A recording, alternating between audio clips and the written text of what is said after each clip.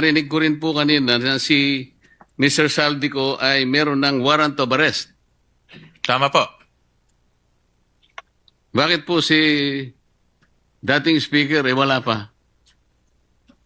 Wala pa hong kaso sa Sandigan Bayan, Mr. President. So, yung Akala kay ko Zaldi po- ko, ang pagkaalam ko ho, ito yung mga unang kasong ifinal ho sa kanya.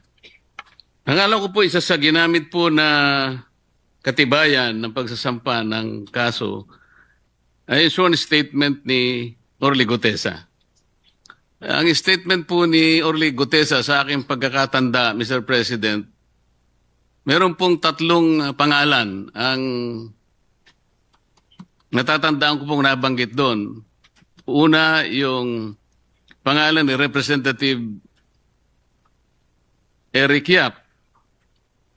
Pangalawa, yung pangalan ng dating Representative Saldico at pangalan ng dating Speaker Martin Romualdez. Ang sabi po ng mga Amerikano, Mr. President, the sauce for the goose is the sauce for the gander. Bakit parang ba't po hindi nagsabay? Yung kay case po ni Zaldi ko po, ito po yung mga naunang kaso. If you remember po yung inspection ni Secretary Vince at kasama po si Governor Bons Dolor sa Mindoro.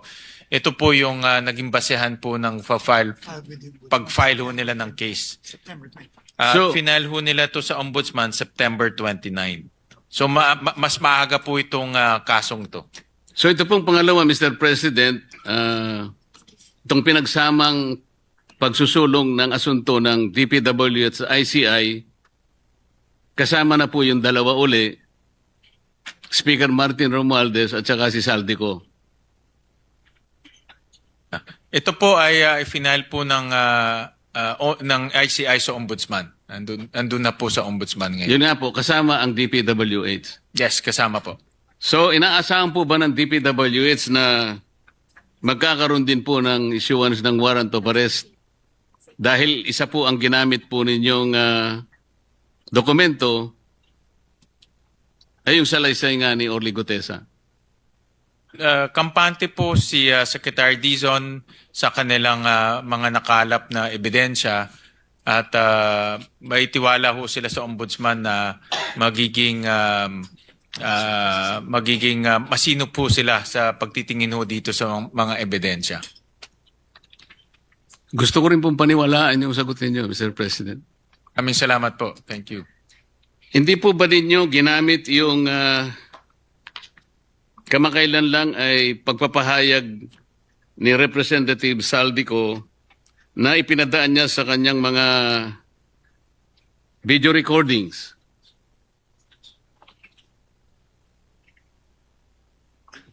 Well, Mr. President, una-una hindi ho yung sworn statement at sa video recording lang ho niya ginawa. So wala hong saysay ho yung kanyang sworn statement. Wala pong saysay yung kanyang statement, hindi pala siyang sworn. Sorry, Mr. President. Pero, Mr. President, kung inyo pong susuriin yung Republic Act 6770, ito po yung charter ng Ombudsman. Kung tawagin po yung Ombudsman Act of 1989, dito po sa Section 13 ng batas na ito, Mr. President, sinasabi po na the Ombudsman and his deputies as the protectors of the people shall act promptly as complaints filed in any form or manner. Hindi po sinasabi rito, Mr. President, na kinakailangan nakanotaryo. Kasi baka mamaya peki na naman ang nakuha niyang notaryo. So kahit na walang notaryo, in any form or manner, sa ibang mga desisyon nga po o aksyon ng ng ombudsman, kahit na anonymous po yung letter pinapatos po ito po hindi po letter. in the anonymous letter, siya po ay nagpahayag sa kanyang mismong Facebook page. Hindi po ba ninyo naisip na baka pwede niyong i-fact-check naman?